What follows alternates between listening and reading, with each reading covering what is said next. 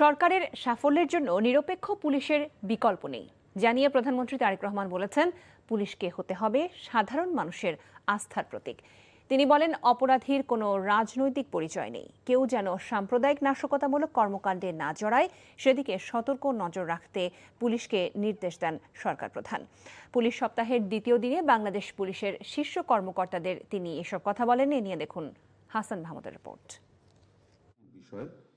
Police সপ্তাহ উপলক্ষে বাহিনীর ঊর্ধ্বতন কর্মকর্তাদের উদ্দেশ্যে প্রধানমন্ত্রীর ভাষণ অনুষ্ঠানের আয়োজন করা হয় তাঁর তেজগাঁও কার্যালয়ে। শুরুতেই পুলিশের ঊর্ধ্বতন কর্মকর্তারা নিজেদের বক্তব্য তুলে ধরেন। বাহিনীর শৃঙ্খলা বজায় রাখার বিষয়ে সবাইকে সতর্ক করেন স্বরাষ্ট্রমন্ত্রী। বর্তমান পরিবর্তনশীল বিশ্ব এবং আমাদের সামাজিক বাস্তবতায় পুলিশিং আর কেবল অপরাধ দমনের মধ্যে সীমাবদ্ধ নেই।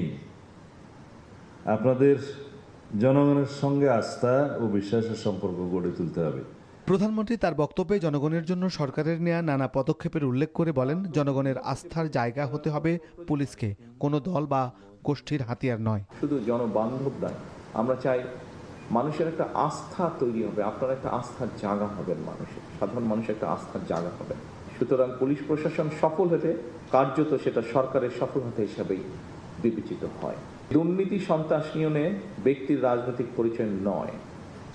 যে বা যারা অপরাধে লিপ্ত হবে তাকে আপনারা অপরাধী হিসেবেই বিবেচনা করবেন।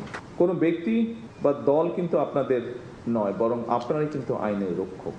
দেশের আইন শৃঙ্খলা নিয়ন্ত্রণ, জনগণের শান্তি নিরাপত্তা বজায় রাখতে পুলিশ বাহিনীকে নির্দেশ দিয়ে প্রধানমন্ত্রী বলেন, কেউ যেন সাম্প্রদায়িক নাশকতায় না জড়ায় তা নজর রাখতে হবে। কেউ যেন সাম্প্রদায়িক সম্প্রীতি কিংবা কোন রকমের নাশকতামূলক কার্যক্রমে লিপ্ত হতে না পারে, এটি কিন্তু আমাদের সকলকে মনে রাখতে হবে। সাম্প্রদায়িক যে সম্প্রীতি, এটি এই জন্যই আমাদেরকে বজায় রাখতে হবে। কঠোরভাবে এটিকে আমাদের এনশিওর করতে হবে। রূপপুর পারমাণবিক বিদ্যুৎ কেন্দ্র, কর্ণফুলীর টানেল সহ বিভিন্ন প্রসঙ্গের উল্লেখ করে প্রধানমন্ত্রী বলেন, বিগত দিনে অপ্রয়োজনীয় ব্যয়ের কারণে জনগণের ঋণের বোঝা বেড়েছে। পার্শ্ববর্তী দেশে Bhupen Hazarika bridge quite similar bridge, বরং একটু লম্বা বোধহয় ভূপেন হাজারিকা ব্রিজ, সেটিও 14 না 15 হাজার কোটি টাকার মধ্যে করা হয়েছে। বাট পদ্মা ব্রিজের খরচ পড়েছে 54 না 56 হাজার কোটি টাকা। এই অপ্রয়োজনীয় খরচগুলো না হতো তাহলে আপনাদের সহ আর্মির বলেন, এয়ারফোর্সের বলেন, নেভির বলেন, সহ শিক্ষা বলেন, স্বাস্থ্য বলেন, প্রত্যেকটি ক্ষেত্রে আমরা আরো বেটার কিছু করতে পারতাম। প্রধানমন্ত্রী বলেন, যোগ্যতা, মেধা ও দক্ষতাই হবে চাকুরিতে পদোন্নতির ভিত্তি। লক্ষ্য হবে জনসেবা। Hasan Mahmud, NTV news, Dhaka. বলা যায়